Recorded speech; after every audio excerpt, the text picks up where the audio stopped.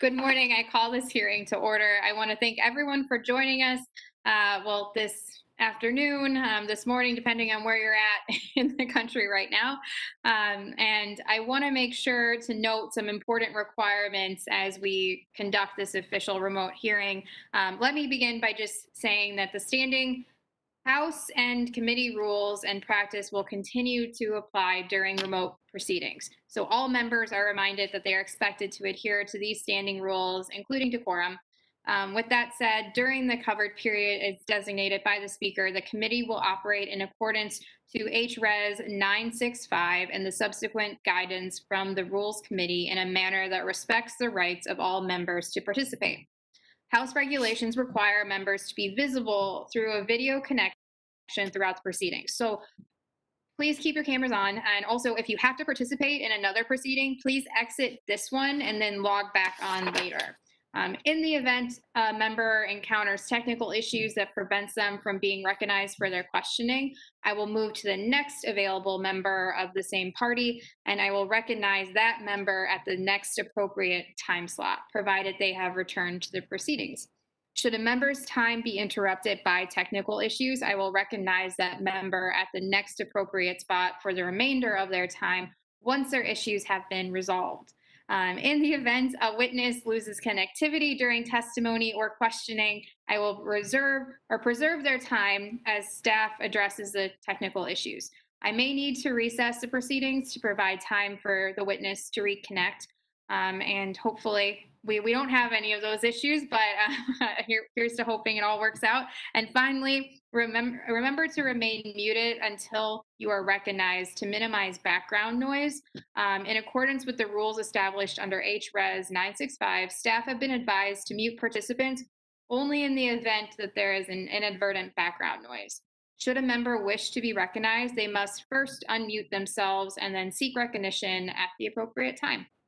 And so, first of all, before we really get started here, I want to start by recognizing the Iowans in my community and across the state who I know have gone through so much over the last month. Obviously, during the pandemic as well, but we got hit really with a double whammy here in Iowa and in this district, which was essentially a Category 4 hurricane style winds came through large parts of my district.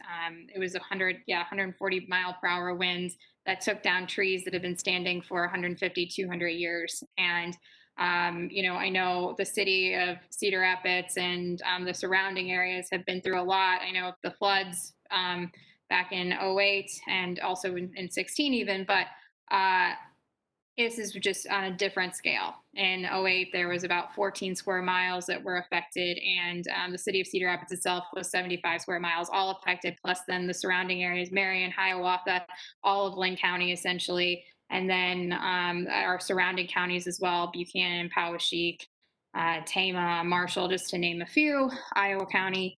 And some of our witnesses that are here are actually the two witnesses from Iowa also have had to go through that, whether it's damage to their own businesses or to their homes. And we are very grateful. I know when you agreed to be a part of this, we were going to talk about kind of the economic recovery as we go through the pandemic and then hopefully come out of it, and how do we keep things going and do things right and make sure we're addressing the right challenges here.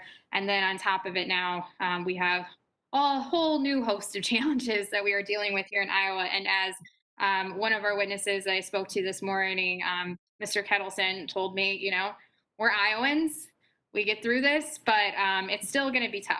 And we are just really grateful to have, I know, Jeremy and Chad with us to kind of have those discussions. And then also our other witnesses here too from throughout the country. I know in Vermont and Ohio as well. And you guys have been through a lot with the pandemic piece. So just very, very grateful. And I know, obviously we all are still going through this pandemic, and in Iowa in particular, just for some numbers, we've actually had 69,000 folks tested positive with COVID-19, and we've lost over 1,100 Iowans. And we know that there's still a long way to go here. but we need to make sure we're doing everything we can. I know this has also caused, obviously, a huge hardship for our small businesses due to the downturn in our economy then. And 7.5 million small businesses are now at risk of closure, and many of them are in our rural areas. What's especially frustrating is that we've also spent nearly a decade recovering from the recession in '08, only to now have our rural economies take another devastating hit. So the recession had a lasting and disproportionate impact on rural America. 2 out of every 3 rural counties experienced a decline in their total number of businesses and a decline in their population as families left to find different opportunities. And this is actually something that I saw happen firsthand in my home state of Iowa. In Iowa, much like the rest of the country, recovery took hard work. Iowans took very big risks to start their own businesses, and it paid off. I mean, in 2016, nearly 1,900 new businesses started in Iowa, creating 7,000 new jobs. And didn't happen in Iowa, though. This happened across the country. In 2017, America's small businesses created 8.4 million new jobs across the country. But not every community bounced back from the recession. And there are still places, especially in rural areas, that have never been able to bring back the jobs and opportunities that they lost. And now, as we deal with the fallout from this pandemic, we need to make sure that no businesses or communities are left behind. And recently, I introduced the Unlocking Opportunities in Emerging Markets Act, which would create a new office at Small Business Administration to focus entirely on how can we help improve access to capital for underrepresented entrepreneurs, like in those rural areas, people of color, women, our nation's veterans. This is just one of the many bipartisan bills that are being put forward to help our small business owners to be successful in the long term, which is what we need to continue to be thinking about as well. I know that all of my colleagues here today have been working hard to come up with new ideas and solutions to help get our economy back on track. And for that, I'm very, very thankful to get to be on this committee with you all. That's why we wanted to hold this hearing, is to hear directly from America's rural small business owners and what they need to move forward and what the pandemic has meant for their business.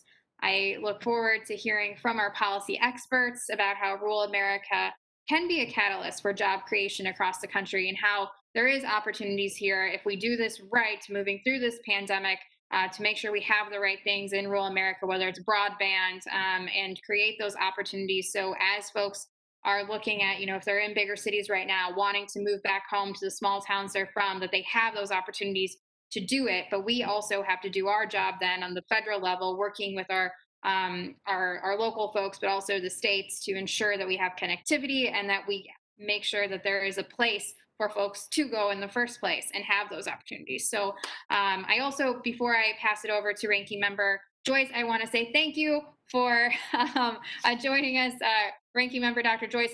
It's been great to get to work with you over the last year and a half, and happy to have you here today, and would love to pass it over to you and yield to you for your opening statement. Oh, I think you've got to unmute, Dr. Joyce. There you go. Thank you, Chairwoman Finkenauer. Thank you for your leadership.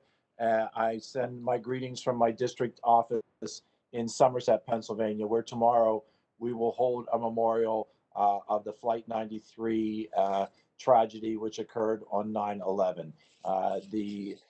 Echoing the sentiments from my district, tomorrow will be a somber day, and yet we are all in stages of recovery, which we will continue.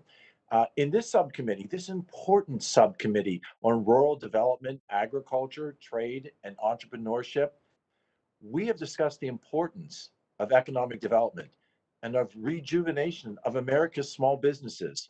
The global pandemic has only underscored the importance of these small businesses. And while there is little data that is truly available on the number of rural small businesses, some estimate that there are approximately 5.5 million rural small businesses in the United States. We know, particularly on this subcommittee, that small businesses are a critical component of the rural economy, which makes them a focal point of many federal rural economic development efforts. rural small businesses do indeed differ from urban and suburban small firms in many ways. Generally, rural firms are more likely to be profitable long term and typically more successful than non rural firms in getting financing. Additionally, rural businesses tend to be smaller in size, smaller in revenue, and often smaller in growth opportunities. We've had multiple hearings on the major challenges experienced by rural small businesses, including inadequate access to rural broadband, fewer methods to access capital, higher healthcare costs with limited access to rural physicians, increased childcare expenses, and workforce shortages. We know that small towns and rural communities struggle with these issues each and every day. But the coronavirus pandemic has continued to bring these issues to the forefront of our nation's attention. About 46 million Americans live in rural areas, and unfortunately, some rural residents are at increased risk of getting COVID 19. Demographic characteristics and geographic features, coupled with reduced healthcare, disrupt the ability of rural regions to respond to the pandemic. The slowdown in aggregate demand has affected some primary sectors, and the expected further slowdown in trade and global demand might continue to negatively impact rural economies. And due to these factors, we must be proactive in our goal of helping America's Main Street to recover. Unfortunately, we find ourselves once again discussing the persistent challenges that we in rural communities face every single day. As this issue has yet to receive a resolution, we have witnessed in real time the destructive lack of access to healthcare, telehealth, and broadband, specifically in our rural communities. The question is no longer what is the issue, but whether what can we do? In partnership with private and nonprofit organizations, we can increase access to these life saving and life providing resources in order to create equitable opportunity for rural small businesses. The Hill recently released an article discussing the significant dynamic of Americans who are moving in waves to suburban and rural areas. Some reasons cited include the pandemic, social unrest, and economic uncertainty. While the permanency and benefit of this change remains to be seen, we will assess the impact that this will have on our communities as our economics continue to recover and the pandemic continues to slow. Now, when we see a great migration from cities to rural and suburban communities, we must not only talk about the strain on resources, but we must discern how to leverage these resources so that we can retain those who have moved into our communities and foster the opportunities for further growth and development. For these pressing issues, I'm proud to work with you on this committee where we host witnesses on a wealth of knowledge on these specific and can come up with bipartisan solutions that benefit all of our nation's rural communities. It is imperative that we learn from those who, like our panel today, know what it's like to steer a small business through a pandemic. I look forward to hearing the testimony of our witnesses today and to the continued partnership and bipartisan nature of this subcommittee. Thank you, Madam Chairwoman, and I yield back. Thank you, Dr. Joyce. The gentleman yields back. And if committee members have an opening statement prepared, we'd ask that they be submitted for the record. I would like to just take a minute now to explain the timing rules. Each witness gets 5 minutes to testify, and then each member gets 5 minutes for questioning. There's a lighting system to assist you. You can kind of see it. It's under the L thanks if you see that on the screen there where it says 5 minutes. The green light, if you watch that, will be on when you begin. And then the yellow light comes on when you have 1 minute remaining. The red light comes on when you're out of time, and we ask that you stay within the time frame to the best of your ability. And I hope, again, everyone can see the little timer right there. And then now I'd like to introduce our witnesses. I would now like to introduce our first witness, Mr. Nath, Chad. Mr. Chad Nath is the director of Link Grinnell, a nonprofit organization that offers daycare and after school care. Link, which stands for Lead, Inspire, Nurture, and Keep, aims to provide a safe and inclusive learning environment for all children. Mr. Nath holds a BA in education from Buena Vista University and has held positions as a kindergarten and special education teacher, and then also worked in healthcare sector as well. Mr. Nath, you've done a lot, and you've done it all in our rural areas and in Grinnell, and we're very, very grateful to have you here. So welcome, Mr. Nath. And then our second witness is Mr. Jeremy Kettleson.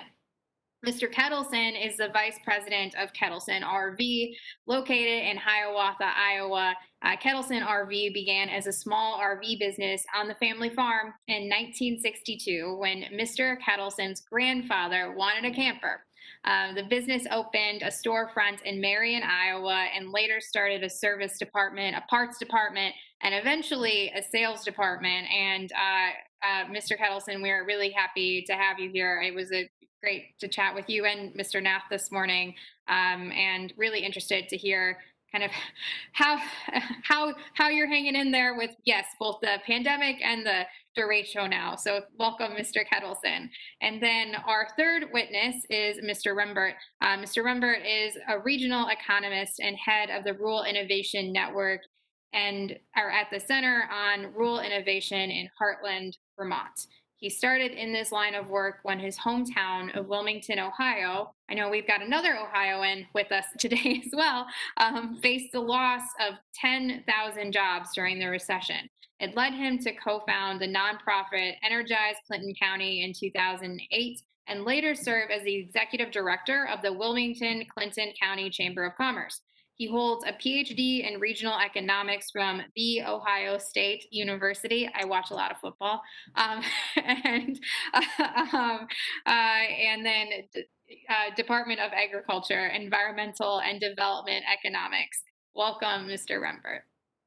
And then I would now like to yield to our ranking member, Dr. Joyce, to introduce our final witness. Thank you, Chairwoman Finkenauer. Our final witness is Jason Duff, founder and CEO of Small Nation, a company in Bellefontaine, Ohio, that revitalizes small towns and helps small town entrepreneurs across the country. Jason is a fourth generation in a family of entrepreneurs and grew up gaining firsthand knowledge of how entrepreneurship, good financial practices, and hard work can bring great success. After graduating from the Ohio Northern University with a Bachelor of Science in Business Administration, he founded Community Storage and Properties, a local self-storage company that allowed Jason to invest in the redevelopment of Bellefontaine. He then founded an outdoor media company operating over 400 billboards in Ohio and Indiana. In 7 years, Jason and his business Small Nation team have helped to revitalize the city of Bellefontaine. Using their hustle hard approach, they have managed to renovate more than 30 historic buildings that have been sitting empty for decades, and then recruit tenants for 14 new business concepts. This created 18 new loft apartments, adding a crucial residential component back to the city's downtown. The combination of retail, restaurant, and residential have brought a small town main streets back to life. He is a member of the Small Business Council for the U.S. Chamber of Commerce, the Small Business and Entrepreneur Council, and serves on the Board of Trustees of Ohio Northern University. Jason, my sister, is also an alum of Ohio Northern University. We welcome you to our subcommittee meeting today. Thank you very much. Thank you very much, Dr. Joyce. And Mr. Nath, you are now recognized for 5 minutes. Thank you, Chairwoman Finkenauer, Ranking Member Joyce, and distinguished members of the committee. My name is Chad Nath. I'm born and raised in Iowa. Northwest Iowa is where I grew up and then settled down in the Grinnell area. I taught school for 7 years. I was a middle school special education teacher and a kindergarten teacher. And then after that, I went to Grinnell Regional Medical Center, where I held several different roles in that organization: emergency preparedness, safety security, incident commander for any events that had occurred, and then also public health. So, and then we also had a day camp program, which then made me change to my new career right now, which is I am the executive director of Link Grinnell. It's a nonprofit that was dreamed up on May 30th of 2019. And we knew that there was a huge demand and need for childcare in rural Iowa as well. So we had a study that had been done 4 years ago that identified that there were 500 children that did not have a designated home for childcare, and basically the need and demand was there. So we decided, I decided to leave the hospital in order to lead this venture. What we ended up doing was worked very hard and were very distinct on the name Link. So lead, inspire, nurture, and keep children active, engaged. So we're basically a cradle to career program. So we look at ways that we can enrich and provide services to children of all ages. We started with after school programs. So last year, about a year ago, we opened our doors and started providing care. And we saw that that was a huge benefit. Then all of a sudden in March is when COVID hit, and being someone that has done a lot of planning for hospitals, I know that the surge capacity for a hospital and long-term care facilities and first responders is desperate, and they need the staff to be focused and engaged with their patients and clients and that type of thing. So we pivoted from an after-school program to providing care for children of essential workers. We sent out a survey. We identified that there were 98 families filled out the survey. There were 163 children that were identified. And of that, if things got big, bad, and ugly with community spread, that there would be 86 children. So what that did in my emergency mind thinking was we needed to have capacity to have 86 children, and with groups smaller than 10. So what we ended up doing is we created what we call isolated pods. So we have no more than 10 individuals in each of these pods, and they're basically like a family unit. So they have a door, an entrance and an exit. They have restrooms, dedicated staff. With that, I needed facilities. So I talked to the state of Iowa, ended up getting a memorandum of agreements with 7 different facilities in order to basically contract or expand depending on the situation in the community spread.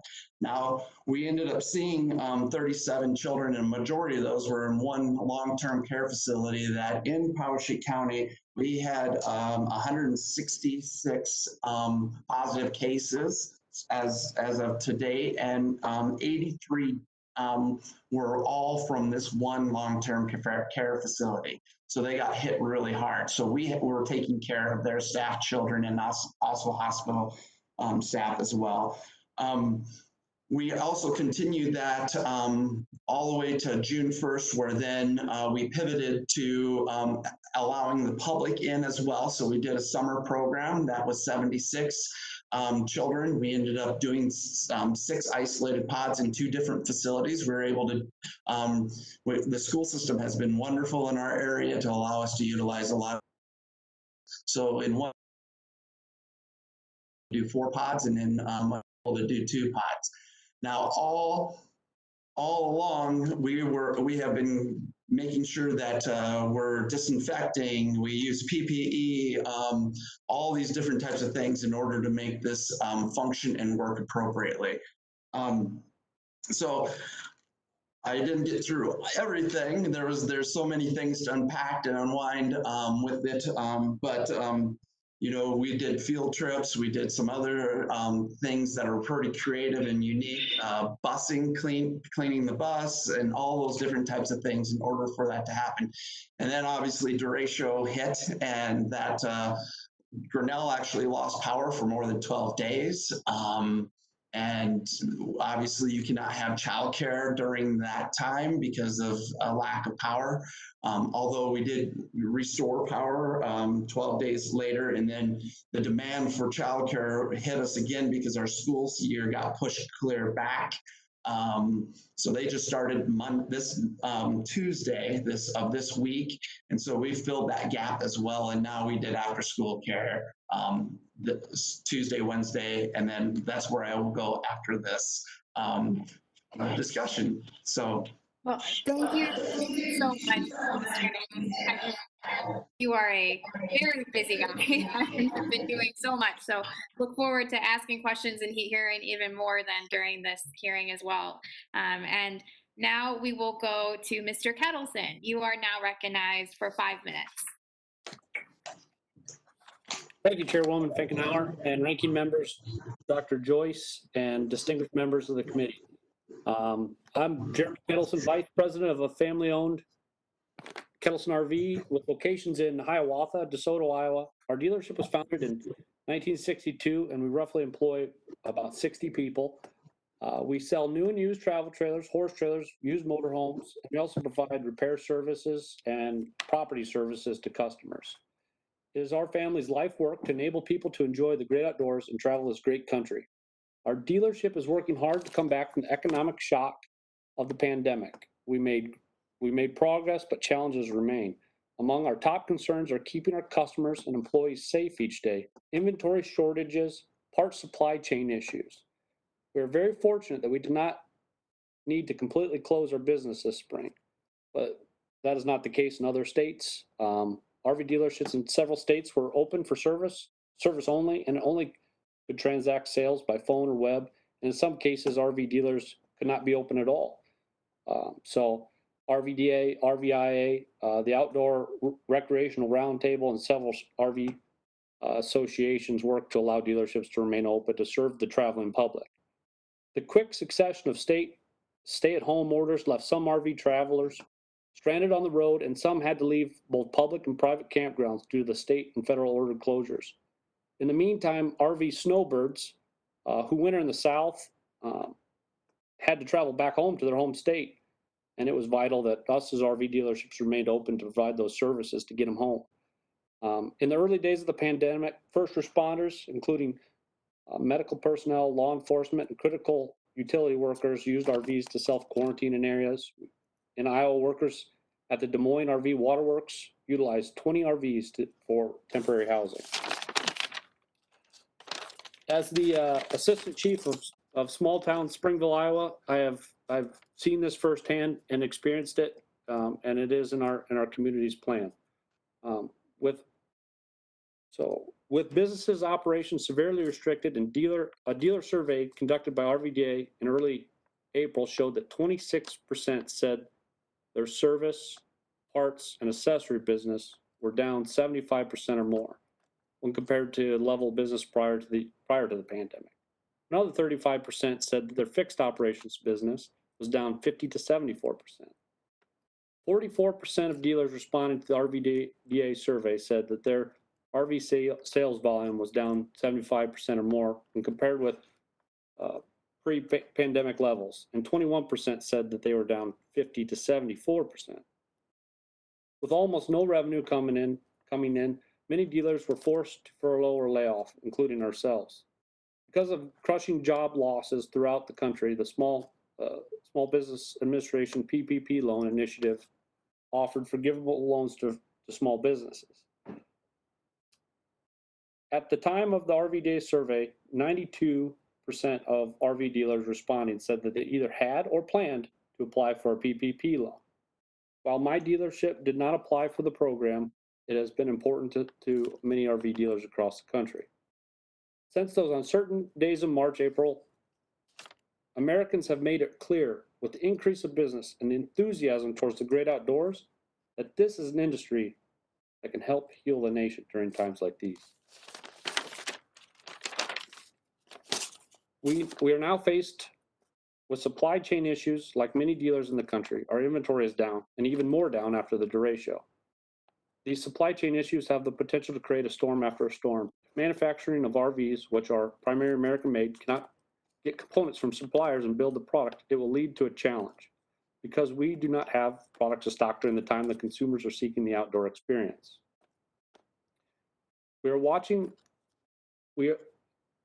Some areas that we are watching down the road include access to campgrounds, people's need for public and private places to camp in an RV or tent.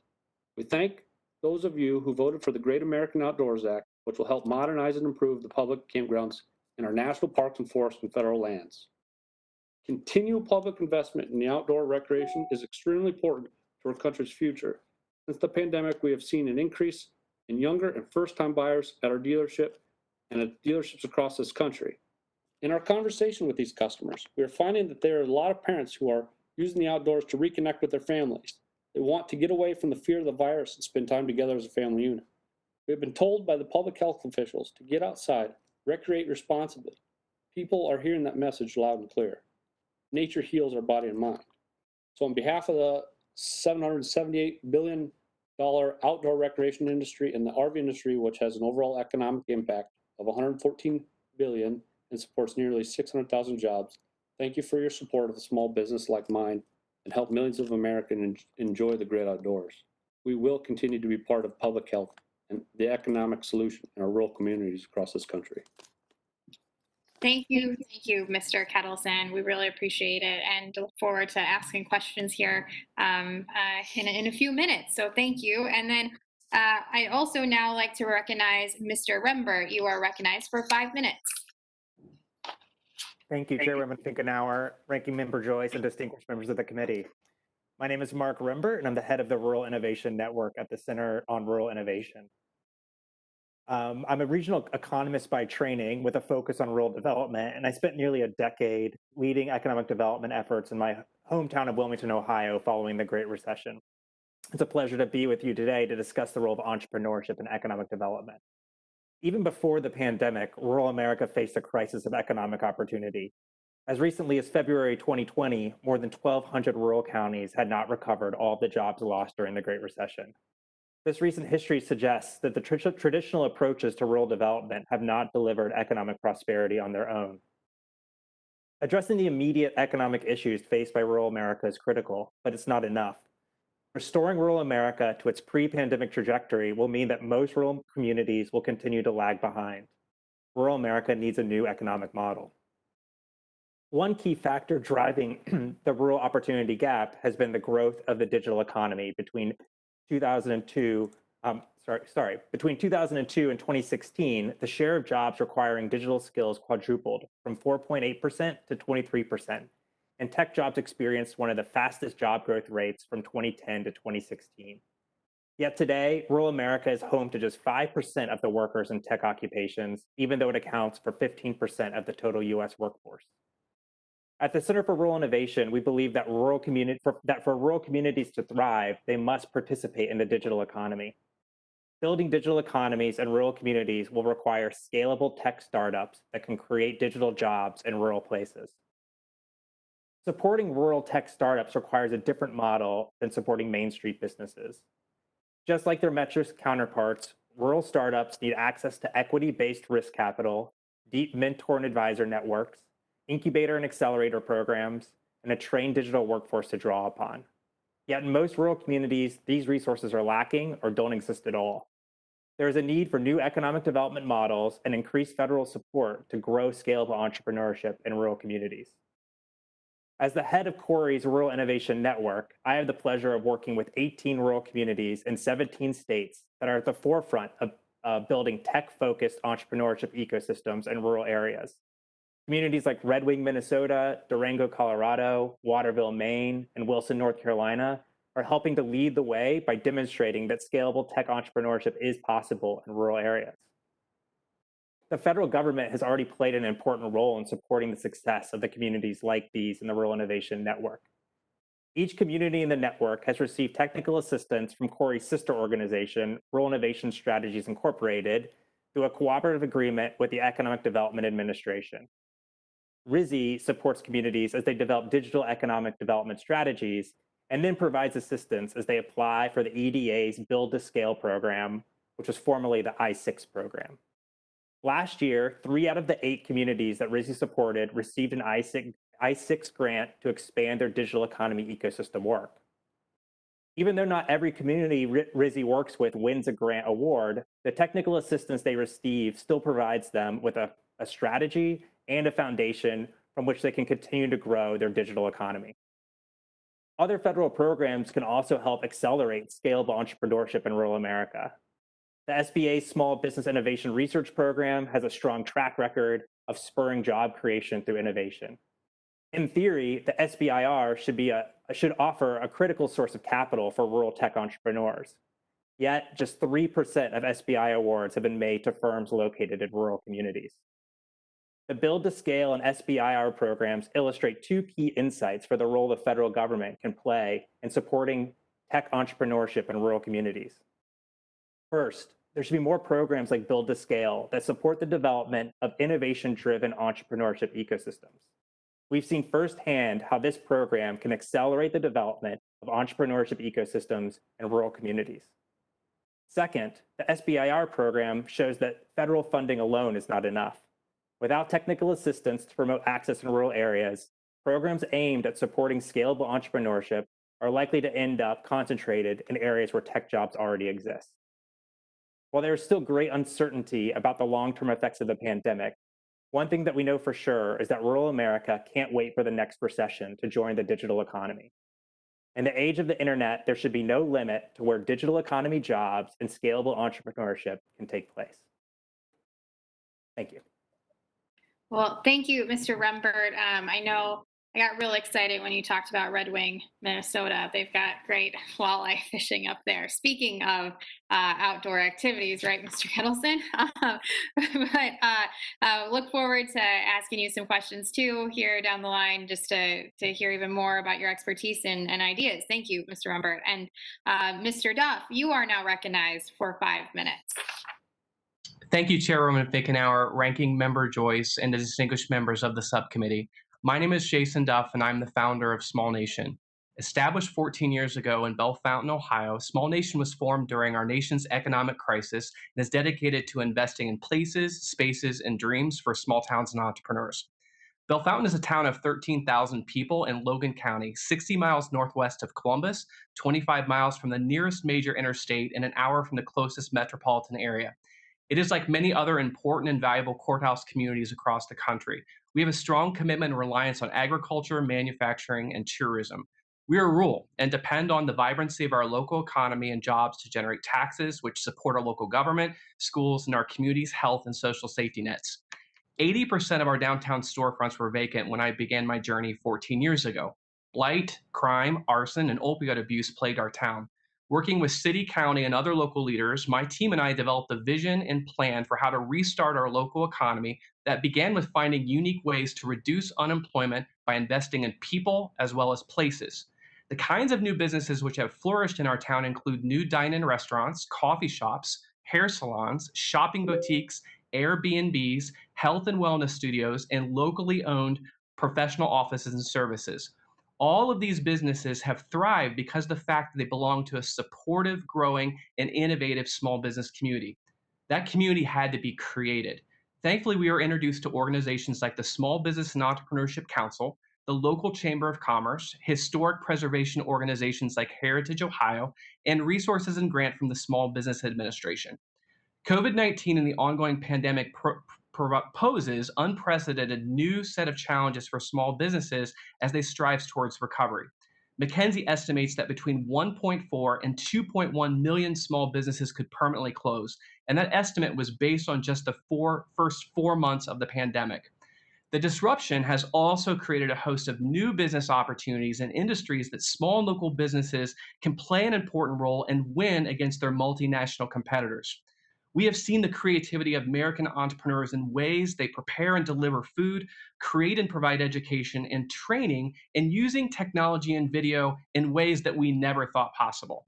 We've also seen how businesses can set up and solve important health and safety needs during the pandemic. From creating masks, shields, and much needed PPE, businesses of all sizes are responding and willing to serve. Small businesses are all essential. At the heart of all of this are people who listen, solve problems, and create solutions and get paid for those solutions. A recent survey by GetApp shared that 92% of US small businesses have reinvented themselves during the pandemic, and that says a whole lot about this group of people. Small business owners are scrappy go-getters, and there's no quit in them. Here are some key recommendations. Let's work together to expand programs that support small businesses' financial resilience. While the PPP program and the EIDL programs provided much needed relief to many businesses, there's still so many micro businesses who have been left out. These micro businesses need access to capital to sustain, grow, and expand their businesses. For example, small businesses need a long-term recovery loan program with low interest rates and favorable payment terms. Federal policies could also incentivize and leverage the success of equity and debt-based crowdfunding to provide entrepreneurs and businesses with sustained source of capital to help them accelerate recovery and boost new business creation. Improved access to rural broadband. Now more than ever, we need to find ways to enhance the access, speed, and affordability of our rural broadband to everyone. The next great business idea, invention, or breakthrough can happen on that family farm, maker space, or independent specialty retail store. And the last is creating and expanding entrepreneurial ecosystems. We must continue to support business organizations and nonprofits who train, advocate, and bring entrepreneurs together. Organizations like the Small Business and Entrepreneurship Council, the U.S. Chamber, and the Small Business Administration. In closing, I want to thank the subcommittee for the opportunity to testify today. Now more than ever, we need to find ways to really own and define what it means to be small. Small is adaptive, nimble, and able to respond fast. It's the small ones in the small towns and neighborhoods everywhere that keep not only the economy, but the very spirit of our country alive and prospering. It's the mom and pops, the food we eat, the measure of good service, and the technology of the future. They are the people that create the beautiful things, share our knowledge, and build bigger, better, and stronger communities. Thank you for believing and supporting and making smart policies that support small business. Well, thank you, Mr. Duff. I truly appreciate your testimony and hearing from you later today as well. And thank you all for sharing with us. We are going to now begin our question portion. And with that, I will begin by recognizing myself for 5 minutes.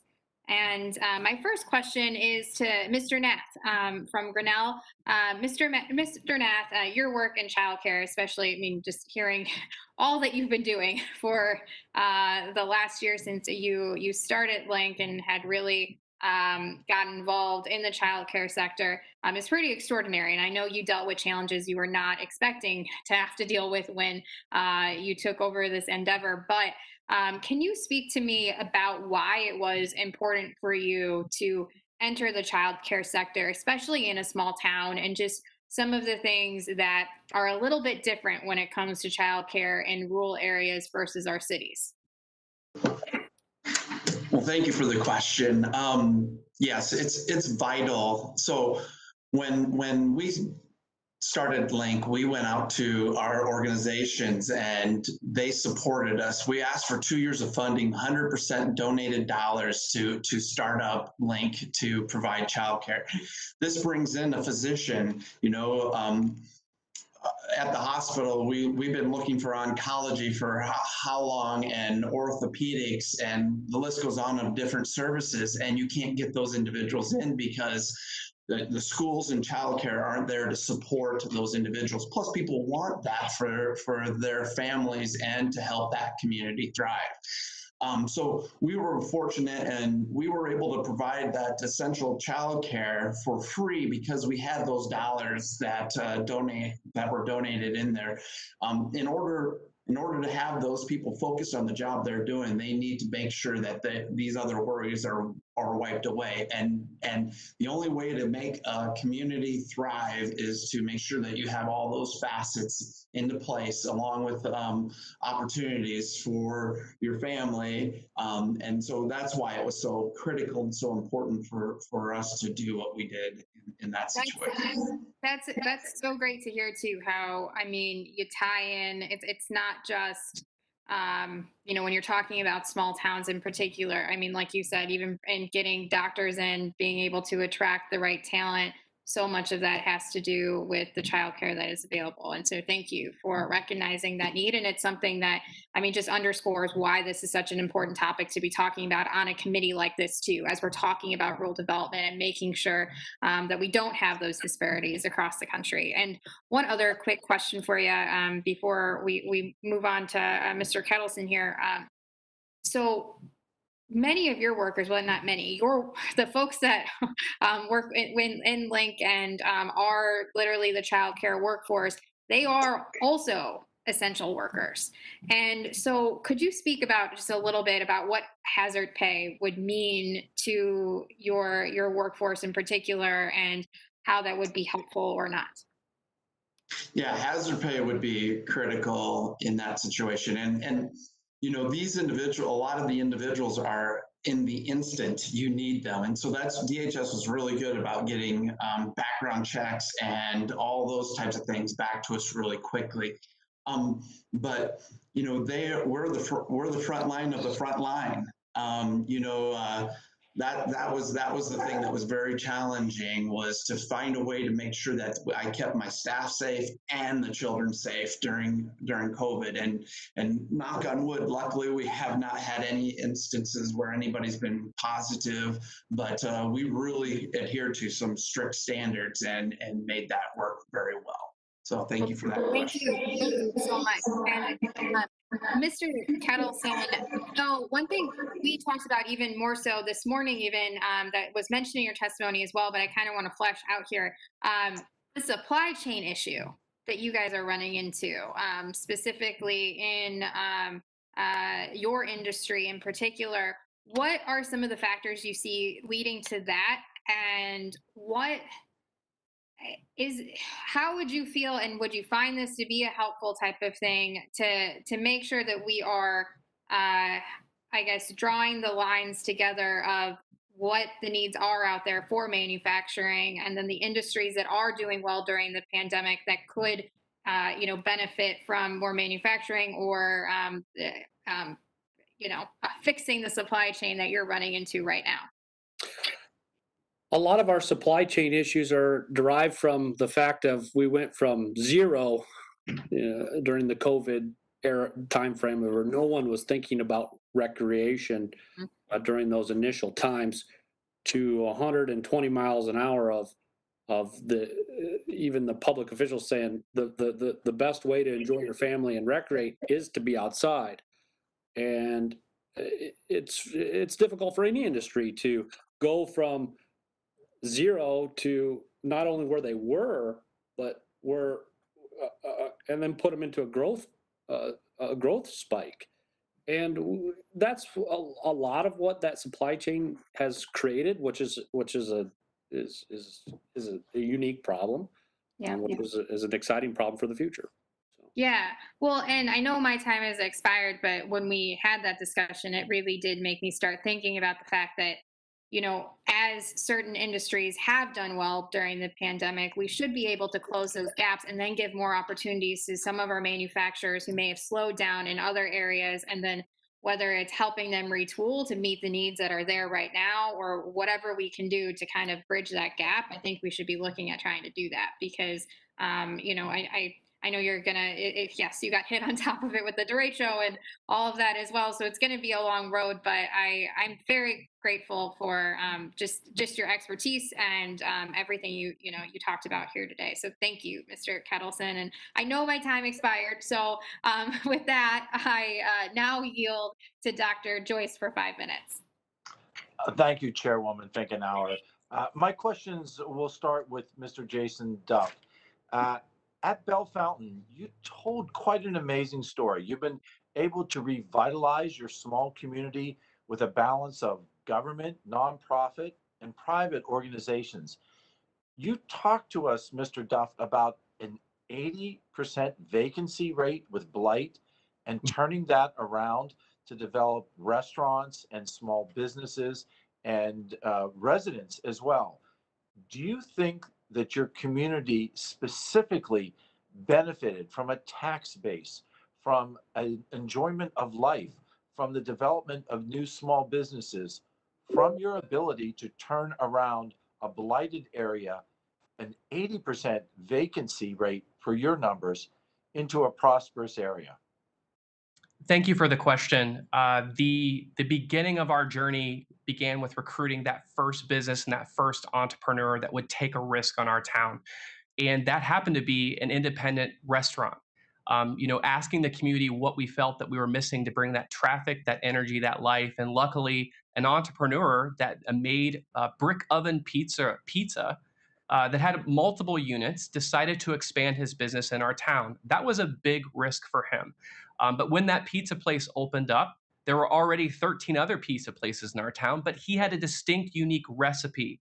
He provided a unique customer experience, and we honored the historic building that was there and the legacy that of the traffic and energy that it had 150 years ago. So that became the catalyst for seeing that energy, that life, and that traffic come back to our town. When the restaurant started, there were other specialty retail stores that saw that traffic and saw the energy and life and said, we want to be clustered around that too.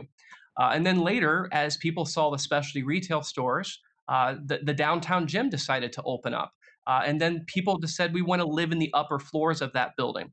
But now in the pandemic, what we're challenged with. So to answer your question, it did improve the tax base, and it improved the tax base significantly, not only for the employees that were working in the businesses, the business owners that were developing profitable businesses that they're earning income on, but the property values appreciated. And when the property values appreciated, that allowed more money to go back to local municipalities for our schools and for our area communities.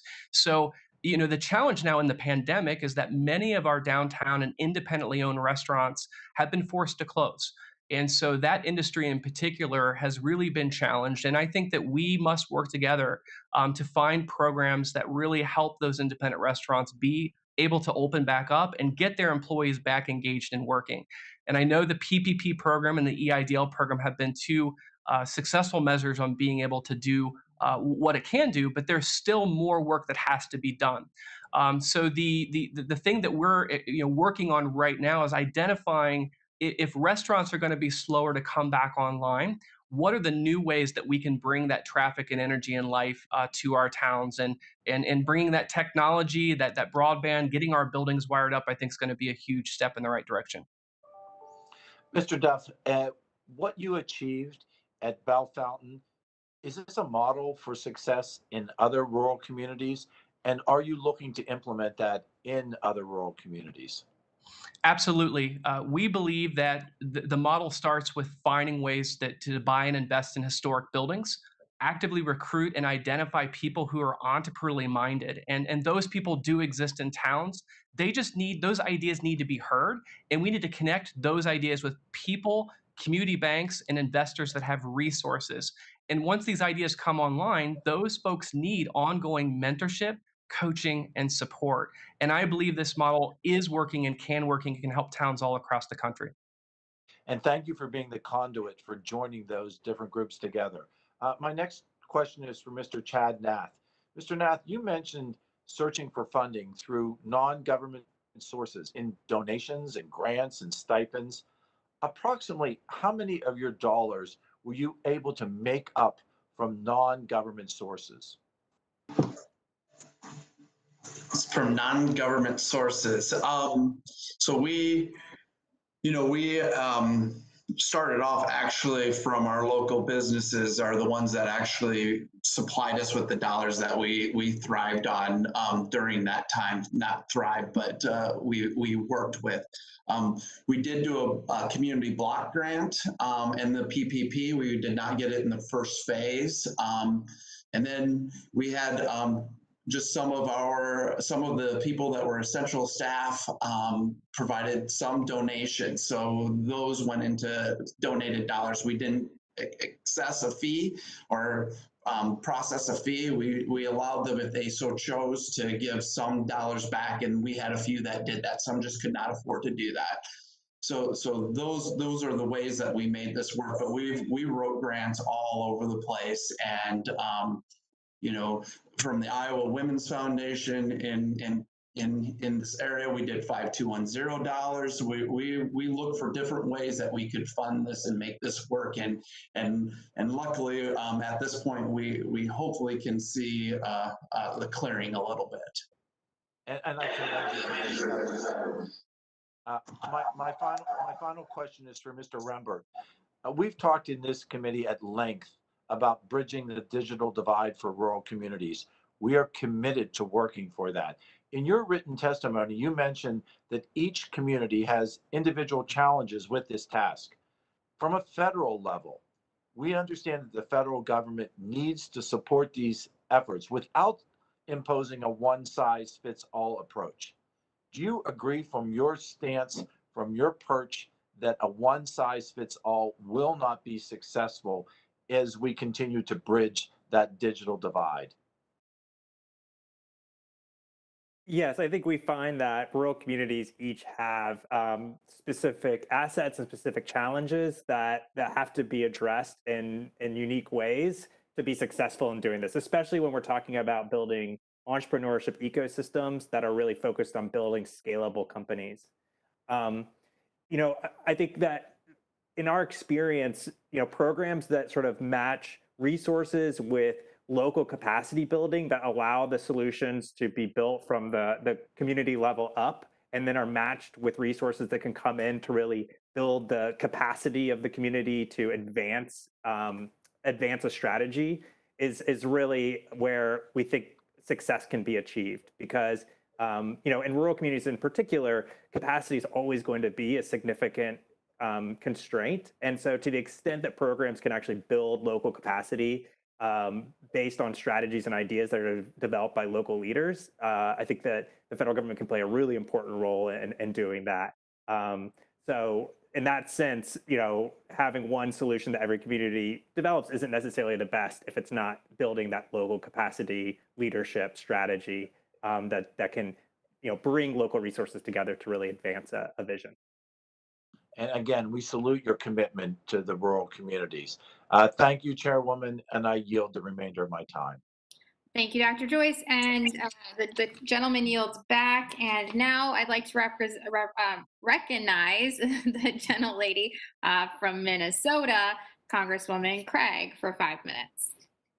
Well, thank you so much, Madam Chairwoman. And before I get into my questions about COVID-19 and economic recovery, I want to recognize you specifically for all of your tremendous work on behalf of your constituents as you recover from the August derecho. So thank you for everything you've been doing. I've been following you and just wanted to recognize your work.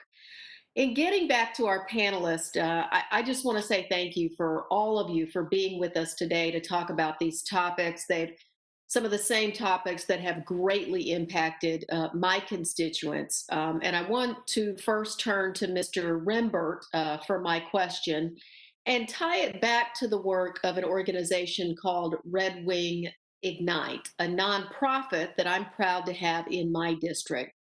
Red Wing Ignite fuels economic development by working with key sectors of the community to spur innovation by supporting entrepreneurs, businesses, and students. As you mentioned in your testimony, and certainly Ignite has done this, in adapting to COVID-19, there's been adaptation through virtual webinars, online mentoring programs, and more to support entrepreneurs.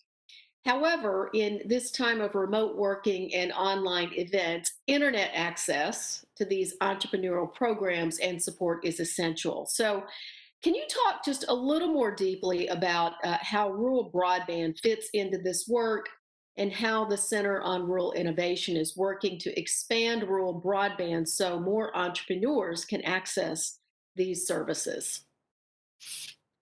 Yes, I mean, broadband is the sort of foundational infrastructure that is required to build tech startups in rural places. And so it's extremely critical. When we look at communities to work with, one of the things that we look for is, do they have broadband infrastructure in place? And, the fact is there are a lot of rural places that have great broadband, Red Wing being one of them. It has a fiber network, which is exceptional. So many rural communities are really equipped to start doing this work, but there are still significant parts of rural America that are not connected. And that's just that is an issue that we cannot wait to solve. It needs to be addressed, yesterday before this pandemic hit, and we're really seeing the effects of it now. As an organization, we help to raise awareness through our data and mapping research about the critical role of broadband and where there are gaps.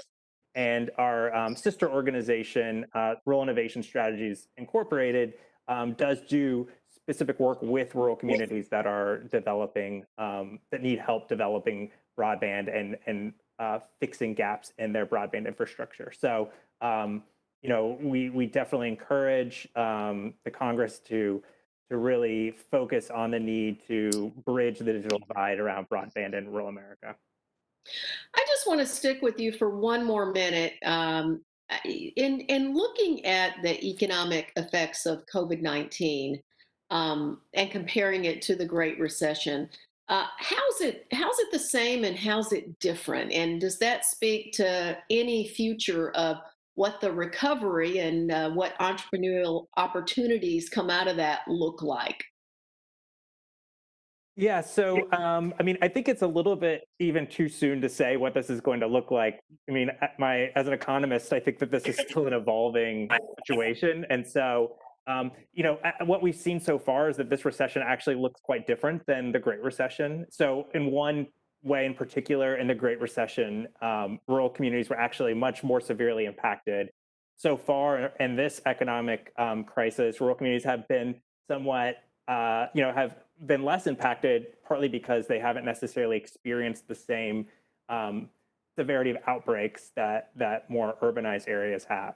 And the question is, what will the long-term effects be? I don't think we quite know. In our own analysis of the most recent BLS data, it looks like the recovery is starting to slow in rural America before rural America has recovered the jobs lost since February. So, and the fact that rural America is predominantly has disproportionate employment among small businesses is a real risk too. And as we saw during the Great Recession, small businesses are much more vulnerable to these kind of shocks. And so that can have much longer term impacts in rural communities, which is one of the reasons why we think it's probably the case that rural America has not recovered from the Great Recession overall. Well, thank you so much. I'm sorry I didn't get to ask each of you a question, but Madam Chairwoman, it looks like my time is up, so I'll yield back. Thank you, Congresswoman. And with that, I will recognize the gentleman from Ohio, Ranking Member Shabbat, who is the ranking member of the Small Business Committee, for 5 minutes. Thank you very much, Madam Chair. I think, Mr. Kettleson, I'll go to you first if I can. You mentioned that one of your priorities is keeping your employees and your customers safe. And, one of the things that we've been considering is liability protection. So, for example, if you have a customer that comes in, tests positive, and God forbid, should they perish from the disease, that you might be a target of a lawsuit, or one of your employees comes down positive. They might say you didn't take every precaution and you end up getting sued. Now, you might have workers' comp in your state, but nonetheless, even if you ultimately prevail, even if you win, you lose because of the attorney's fees and all the costs involved. Any thoughts about whether we ought to be doing something in that area to protect small businesses like yourself from being targets of liability, either from a customer or from an employee? And initially that was a major concern of what is our liability in this situation, or in this current scenario, and then future scenarios as well, and how do we plan that as a company to help mitigate or reduce those risks, and who do we turn to? And the people that we turned to obviously did not have great clear answers as well either. just due to it just being something that was unknown. So that is an area that comes up that we constantly are discussing as a business and as a leadership and even as the employees on what kind of risk that we're willing to take. And we have been considering a second round, and that's been one of the stumbling blocks because one side thinks that we should have these protections in general, and the other side thinks we shouldn't. So that's one of the stumbling blocks. But let me shift over. I think Mr. Nath next. I have visited, I think, 60 plus small businesses in my community in trying to see how the PPP worked for them or how we could have done things differently, just how they're getting along. And several of them were in the childcare area. And, you know, one of the things I've heard when they were allowed to reopen or, you know, some were essential to begin with, but the bottom line is they had to have fewer children and they had some problem with some of the employees being concerned about their own health and other matters like that. Um, has that been an issue with you as far as the numbers of children that you can have? And do you see that evolving over time? And is PPP allowing you to maybe weather that? But, you know, when do you become profitable again, I guess is what I'm asking. So PPP, the hard part about that is, you know, nobody knows the duration, you know, so we just basically did a guesstimate of what we thought we would need. And it basically lasted for 2.5 payrolls, and we're bi-weekly. As far as, that's why another round of that could be more beneficial, because then we can go off of the data and the information that we have. Staff-wise, you know, under these emergency guidelines, we were able to get plenty of individuals to sign up and be able to be there in case things increased. We ended up with about $22,000 in revenue from the summer program, and our staff costs were about $78,000. So that's a shortfall of, you know, roughly $56,000. But again, we have local businesses that are supporting us in a way that I've had, you know, Grinnell College come up and say, hey, you need anything, let us know, we will donate to that. But again, it's a chicken or the egg type of situation with childcare.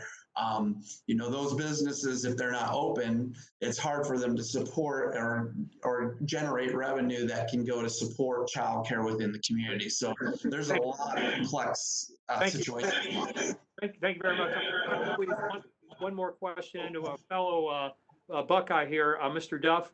Obviously, we had a pretty aggressive governor in clamping down on this and trying to keep the people safe, and, you know, on masks and how many people you could come in and dining inside and outside. Any thoughts there? Anything that you'd like to see from here on that could be helpful to your businesses or others in your community? Well, based on our COVID counts here in Logan County, you know, we've had experienced more of a economic crisis that's been damaging health. And of course, you know, every COVID case and every COVID death is a serious situation. But in my county here, in April, we were 31% unemployment. That's the highest in Ohio by 10 basis points. And a big part of that reason is that our Honda plants and our manufacturing plants that support automotive manufacturing were all closed, and so were so many of our independent businesses in our small towns and our recreation areas. And so that cost and the health crisis of what we're dealing with, that cost is also very significant.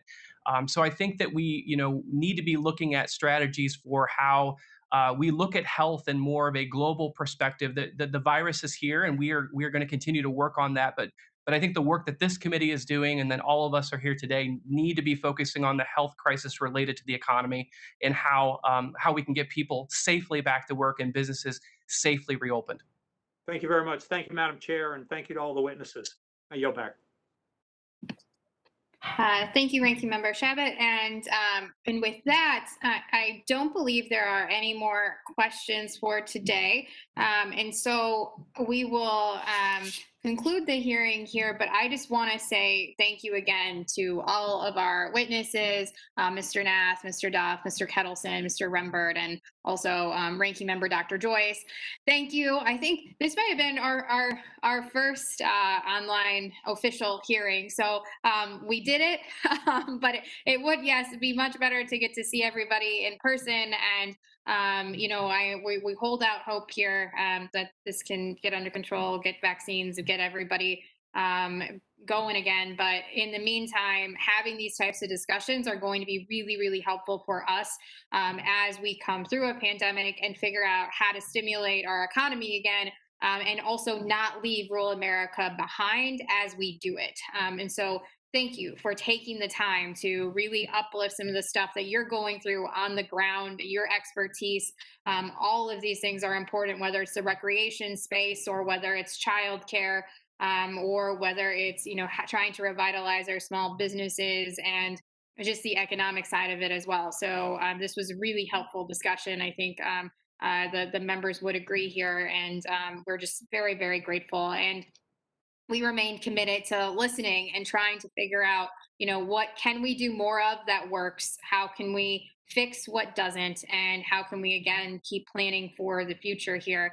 It is my hope that, I continue to uplift this to my own leadership and to all of the leaders, both in the House, the Senate, the White House, that we can come together here, put differences aside, get people out of their corners, and get together to make sure that we can keep responding to the needs of our small business owners, our essential workforce, and all the folks who are doing so much for our country right now, but are worried every single day about what the future looks like. And we need to make sure we are responsive to that. So I will continue to urge that as well. And I know this is, again, it's a great committee to be a part of, and I'm honored to get to be the chairwoman of this committee or this subcommittee, because we do find common ground here. It's the way this is supposed to work. And we'll keep doing our best. And I know we are just very grateful for all of you guys on the ground doing yours as well. And again, I just want to say thank you and stay hopeful for the future here, even though I know there's a long way to go.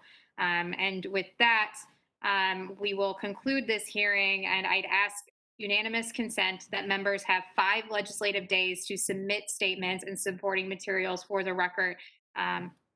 Without objection, so ordered.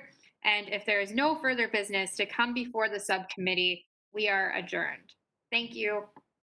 I'll knock again.